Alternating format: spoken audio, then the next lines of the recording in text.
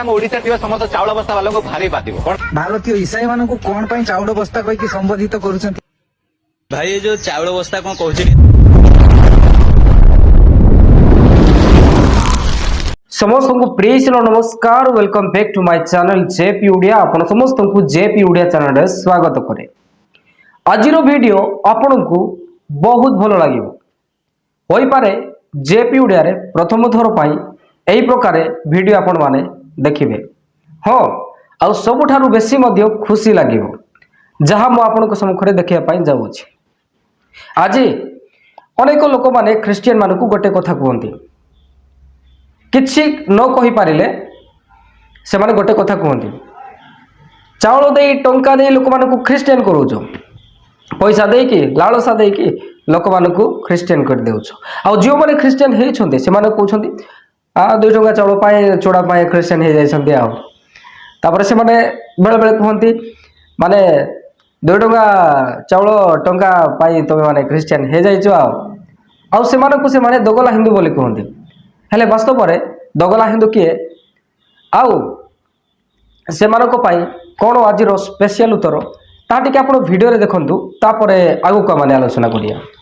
जेमती अन्य धर्मर लोक आम धर्मर लोक मानकु 500 टंका चूड़ा चाउल दे किणी नउचंती, सेमती आम धर्मर लोक माने जदी तांको धर्मर लोक मानकु सेमती चूड़ा चाउल 500 टंका दे किणी आनते ताले केमती होता? जैसा को तैसा नहीं। मु भाबुची एटा कले ठीक हबो।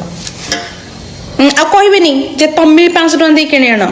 मु को फैक्ट्री चेयरमैन नुह कि को कंपनी एमडी नुह, मु खटिले खाए हैला, मु एते टंका दे के आनी परिबिनी। मु उपाय दउची हैला, एमती कले हेई पारिबो। वीडियो तो देखिले मु अधिक कोन कहबी, तथापि किछि किछि विषय कहबी।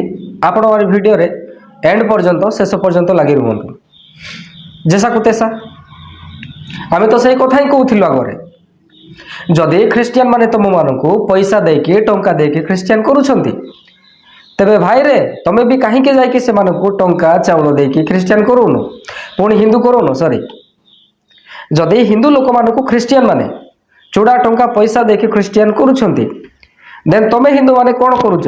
तमे भी चूड़ा दियो टंका दियो क्रिश्चियन मानकु। एमे जदि करिवो विश्व रे सबुठारु बेसी हिंदू हेबे। विश्वास करो, माने गूगल रे भी सर्च करो, सारा वर्ल्ड मैप रे देखो सबुठारु बेसी अछंती क्रिश्चियन। आउ सारा पृथ्वी रे बहुत मात्रा रे क्रिश्चियन अछंती। तबे विश्वास करि नियंतु, समस्त दुनिया रे लोक मानकु जदी चोड़ा चाउल रे हिंदू लोक माने निज धर्म को फेरै आनिबे केते बड़ भलो हबो। एहा न करे माने कोन करूछंती आपण जानंती? चर्च रे जाई जय श्री राम नारा लगेबा, जण को मारिबा, जण को पिटिबा, जीशुंकर प्रचार करथिया समय से मानकु दुर्व्यवहार करिबा। आवे माने धर्मांतरीकरण करूछंती बोली भारत और अन्य राज्य रे आईन कानून गुडी को पास करूछंती। नो कन्वर्सन ला, एंटी कन्वर्सन ला, धर्मांतरीकरण विरोध कानून। एमिति कोले कोन होबो?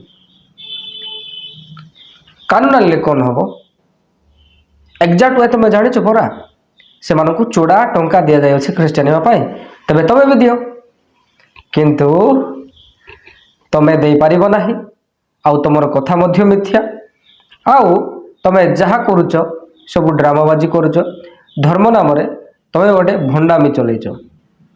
आउ आमे हा भलो भाव रे जानु, आउ एहा समस्त मध्य जानि छंती।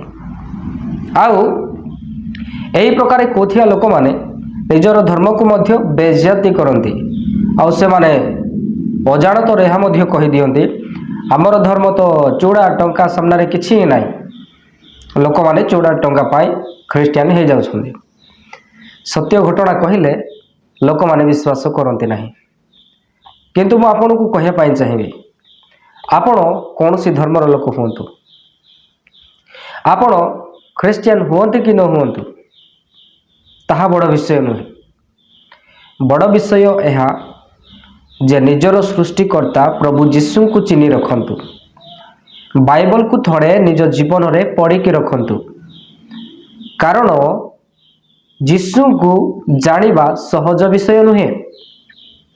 एही भाई माने आज जेमिति मजाक करूछंती ସେମିତି ଦିନେ ମୁଁ ମଧ୍ୟ ମଜାକ କରୁଥିଲି। ମୁଁ ମଧ୍ୟ ଭାବୁଥିଲି ଆମେ ତ ଜନ୍ମରୁ ହିନ୍ଦୁ, ଆମେ କାହିଁକି ଅନ୍ୟ ଧର୍ମକୁ ଯିବୁ, ଖ୍ରୀଷ୍ଟିଆନ କାହିଁକି ହେବୁ, ଯୀଶୁ ଜଣେ ବିଦେଶୀ ଭଗବାନ, ଏମିତି କହୁଥିବା ଲୋକ ଆଜି ମୁଁ ଯୀଶୁଙ୍କର ପ୍ରେମୀ ଅଟେ, ଯୀଶୁଙ୍କ ବିଷୟରେ ଆପଣଙ୍କୁ କହୁଅଛି। ଆଜ୍ଞା, ଜୀବନରେ ନିଜର ସୃଷ୍ଟିକର୍ତ୍ତାଙ୍କୁ ଜାଣନ୍ତୁ। ଅନେକ ଲୋକମାନେ ସତ୍ୟତାକୁ ଲୁଚାଇବା ପାଇଁ ଚେଷ୍ଟା କରୁଛନ୍ତି, ସେଇଥିପାଇଁ ଯୀଶୁଙ୍କୁ ବିଦେଶୀ ବୋଲି କୁହନ୍ତି। କ'ଣ ବିଦେଶୀ ମାନଙ୍କର ପରମେଶ୍ୱର ଆମମାନଙ୍କର ପରମେଶ୍ୱର, ଫରେନର ପରମେଶ୍ୱର ଅଲଗା ଅଲଗା କି? ହଁ, ତେବେ ଭାରତରେ, ପାକିସ୍ତାନରେ, ଅନ୍ୟାନ୍ୟ ଦେଶରେ ଜଣେ ଜଣେ ଭଗବାନ ହେବେ କି? ଆମେ ଭାରତର ଲୋକ ପାକିସ୍ତାନର ଲୋକମାନଙ୍କ ପାଇଁ ବିଦେଶୀ ଅଟୁ, ଆମେରିକା ଆମମାନଙ୍କ ପାଇଁ ବିଦେଶୀ, ଆଉ ଆମେରିକା ଲୋକଙ୍କ ପାଇଁ ଆମେ ବିଦେଶୀ। ହେଲେ ବିଦେଶୀ ଲୋକମାନଙ୍କର ଅଲଗା ଅଲଗା ପ୍ରଭୁ ହେବେ କି? ଏହି ଭ୍ରାନ୍ତରେ ଆପଣ ରୁହନ୍ତୁ ନାହିଁ। ସତ୍ୟ ପରମେଶ୍ୱର ଜଣେ, ଯିଏ ସ୍ୱର୍ଗ ଛାଡ଼ିକି ଏହି ଧରା ପୃଷ୍ଠକୁ ମନୁଷ୍ୟ ହେଇକି ଆସିଲେ, 100% ପବିତ୍ର ଜୀବନ କାଟିଲେ, 100% ପରମେଶ୍ୱରଙ୍କର ଇଚ୍ଛା କ'ଣ ତାହା ମନୁଷ୍ୟକୁ ଶିଖାଇବା ପାଇଁ ନିଜେ ମନୁଷ୍ୟ ରୂପ ଧାରଣ କରି ତାହାକୁ ପ୍ରାକ୍ଟିସ୍ କଲେ, ପ୍ରାର୍ଥନା କଲେ। ଆଜି ଲୋକମାନେ ପ୍ରଶ୍ନ କରୁଛନ୍ତି, ତମ ପ୍ରଭୁ ଯଦି ଯୀଶୁ, ତେବେ କାହାକୁ ପ୍ରାର୍ଥନା କରୁଥିଲେ? ମୁଁ କହିବା ପାଇଁ ଚାହେଁ, ମନୁଷ୍ୟ ଭାବରେ ସେ ମନୁଷ୍ୟ କେମିତି ପ୍ରଭୁଙ୍କ ଠାରେ ଜୀବନ କାଟିବ ତାହା ସେ ମନୁଷ୍ୟ ହେଇକି ଦେଖେଇକି ଯାଇଛନ୍ତି, କିନ୍ତୁ ଲୋକମାନେ ବୁଝନ୍ତି ନାହିଁ। ଯୀଶୁଙ୍କର ଡିଭାଇନ୍ ବିଷୟକୁ ବୁଝନ୍ତୁ, ଆତ୍ମିକ ବିଷୟକୁ ବୁଝନ୍ତୁ, ପରମେଶ୍ୱରତ୍ୱ ବିଷୟ କ'ଣ ବୁଝନ୍ତୁ। ସେହି ପରମେଶ୍ୱର ସ୍ୱୟଂ ମନୁଷ୍ୟ ହେଇକି ଆସିଲେ। ଆଜି ନିଜକୁ ପରମେଶ୍ୱର ବଡ଼ ବଡ଼ କହୁଥିବା ଲୋକ ଆଜି ଯୀଶୁଙ୍କର ତଳେ ସେମାନଙ୍କ ପାଇଁ ଆସିଲେ, ସ୍ୱୟଂ ପରମେଶ୍ୱର ବଳି ହେବା ପାଇଁ ଆସିଲେ। କାରଣ ସେ ଜାଣିଥିଲେ ଦୁନିଆରେ ସମସ୍ତେ ଜାଣତରେ ଅଜାଣତରେ ପାପ କରିଅଛନ୍ତି। ଲୋକଙ୍କ ଜୀବନରେ ଛଳ, କପଟ, ଈର୍ଷା ବିଷୟ ଭରି ରହିଅଛି। ମନୁଷ୍ୟକୁ ଏହି ଧରାପୃଷ୍ଠର କୌଣସି ବିଷୟ ମନୁଷ୍ୟକୁ ପାପରୁ ମୁକ୍ତି ଦେଇପାରିବ ନାହିଁ। ଏହା ଜାଣି ସ୍ୱୟଂ ପ୍ରଭୁ ଯୀଶୁ ଏହି ଧରାପୃଷ୍ଠରେ ମନୁଷ୍ୟ ହେଇକି ଆସିଲେ, ଆଉ କ୍ରୁଶରେ ବଳିଦାନ ହେଲେ। ସେହି ବଳିଦାନକୁ ମଧ୍ୟ ଆଜି ଲୋକମାନେ ପରିହାସ କରି କହୁଛନ୍ତି, ତମ ଯୀଶୁ ଯଦି ପ୍ରଭୁ, ତେବେ କଣ୍ଟାରେ କେମିତି ମରିଗଲେ? ମୁଁ କହିବା ପାଇଁ ଚାହେଁ, ସେ କଣ୍ଟାରେ ମରିଲେ ସତ, କାହିଁକି ମରିଲେ ବାଇବଲରେ ଲେଖାଯାଇଅଛି। ସେ ମରିକି ତୃତୀୟ ଦିବସରେ ପୁନର୍ଜୀବିତ ହେଲେ, ଏହା ମଧ୍ୟ ଜାଣି ରଖନ୍ତୁ। କେବଳ ମରିବା ବିଷୟ ଜାଣିଛନ୍ତି, ତୃତୀୟ ଦିବସରେ ପୁନର୍ଜୀବିତ ହେବା ବିଷୟ କେହି ଜାଣିନାହାନ୍ତି। କାରଣ ଏହି ପୃଥିବୀରେ କେହି ମରିକି ବଞ୍ଚି ନାହାନ୍ତି। ଜଣେ ପରମେଶ୍ୱର ଝିଅମାନଙ୍କୁ ଉଦ୍ଧାର ଓ ପରିତ୍ରାଣ ଦିଅନ୍ତି। ତେବେ ଏହି ଭିଡ଼ିଓଟି କେମିତି ଲାଗିଲା, ଏହି ଭିଡ଼ିଓକୁ ଅନ୍ୟମାନଙ୍କୁ ସେୟାର କରିବେ, ଆଉ ଆପଣଙ୍କର ମତାମତ ଲେଖି ଜଣାଇବେ। ଖ୍ରୀଷ୍ଟିଆନ ବିରୁଦ୍ଧରେ ଯେମିତି ଟଙ୍କା ଚାଉଳର ମିଥ୍ୟା ଅପପ୍ରଚାର ଚାଲିଛି, ସେହି ସମସ୍ତ ବିଷୟରେ ଏହି ଭିଡ଼ିଓରେ ଖଣ୍ଡନ ହେଇଛି।